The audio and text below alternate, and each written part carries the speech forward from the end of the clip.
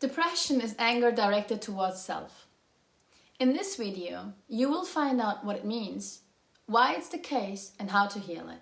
Hi, I'm Dr. Ghazaleh and I create videos for people who want to heal their childhood trauma by feeling, connecting, and understanding the wisdom of their emotions.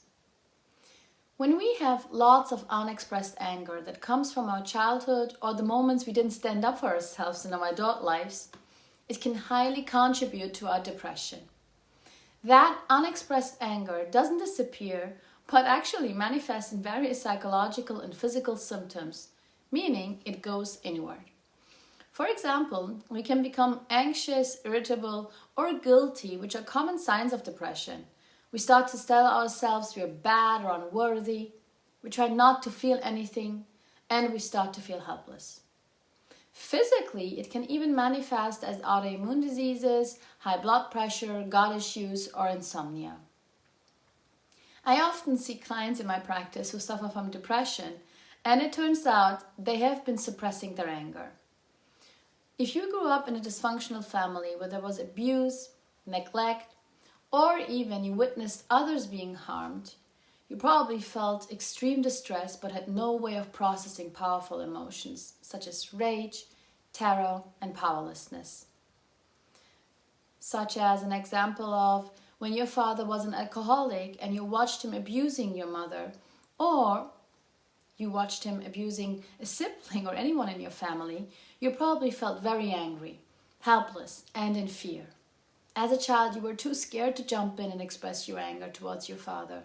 So you swallowed your anger down in order to stay safe and not to make him angrier.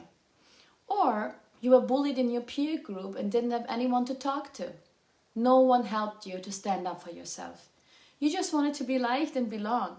So what did you do? You shut down your anger.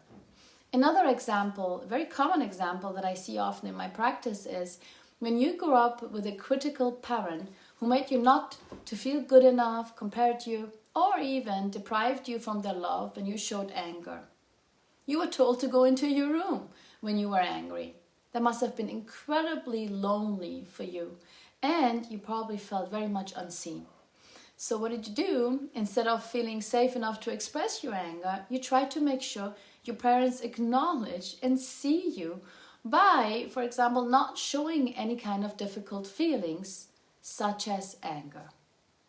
But in order to heal depression, we need to reconnect with our suppressed anger. And here are some ways you can do it. Number 1, reconnect with your painful childhood experiences and emotions. There's only one way to begin healing, and this is reconnecting with your anger. And that starts with recognizing and acknowledging those first traumatic childhood experiences that caused all these powerful emotions inside you. Start by reconnecting with the childhood version of yours that is also very known as the inner child. Visualize and imagine that little girl or boy and notice any kind of memories that are coming up. You can find a detailed image of what was it like to be in your home or even at school. It is often helpful to ask yourself questions like, did I feel safe at home? Could I express my feelings? Was I hurt? Were my boundaries respected? Allow yourself to feel whatever comes up with those memories. Journaling and talking with a close person can help you to identify your feelings and acknowledge that what you have experienced was not normal. Number 2, notice anger avoidance. Once you're aware of the source of your anger and you acknowledge your anger suppression, it's actually time to notice how and when you avoid expressing healthy anger. Some people avoid negative emotions such as anger, and they may resort into unhealthy behaviors such as binge eating, excessive use of alcohol, over-exercising, or even overworking. Your job is to watch out for your unhealthy, excessive behaviors and ask yourself, what am I avoiding feeling? Notice whatever comes up inside you. And you can also ask yourself something like, what am I struggling with at the moment? Or am I standing up for myself as needed? Or Am I expressing my needs and asserting myself enough? If you notice any kind of anger coming up, try to welcome it and stay with it. Take some time to reflect on why you may be feeling this way. You may even realize that there's a situation that you need to confront, or you may realize that you're triggered and that this reminds you exactly of another situation in the past that was dangerous, that definitely felt dangerous to you. If the negative feelings arise from serious trauma, it can be incredibly helpful to ask for professional help. Then, number 3, notice your inner dialogue. Shame is often central in the experience of depression. The attack self, as we call it, is a coping response to shame and is prominent in depression. So why does shame have actually to do an important role in depression? One of the main consequences of shame is negative self-talk. We know, meanwhile, that the critical self-talk is basically a major way of expressing anger towards yourself, which then leads to a negatively spiraling cycle, which then causes shame and distress. As a result, you probably feel a lack of motivation to accomplish the things, and you get more and more depressed.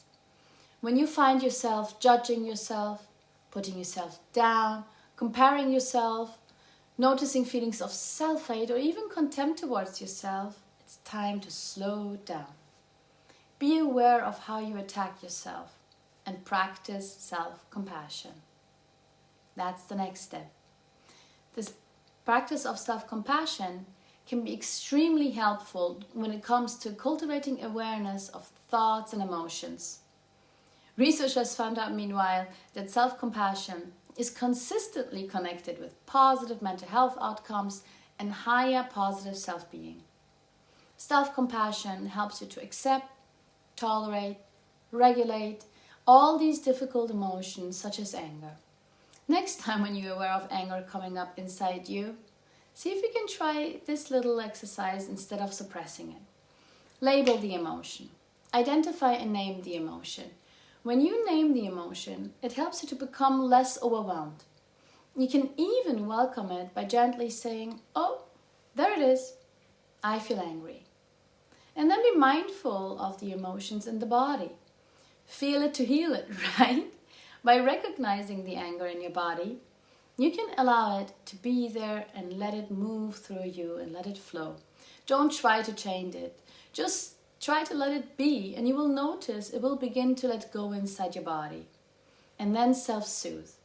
Saying something soothing can be incredibly nurturing. You can put a hand on your chest and say something like, "You're safe, you're loved, it's okay to be angry, it's okay to be hurt, it makes sense that you're angry."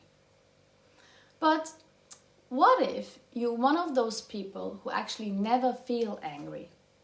If you struggle with feeling any kind of anger inside you, then you have probably learned very well to shut down your feelings.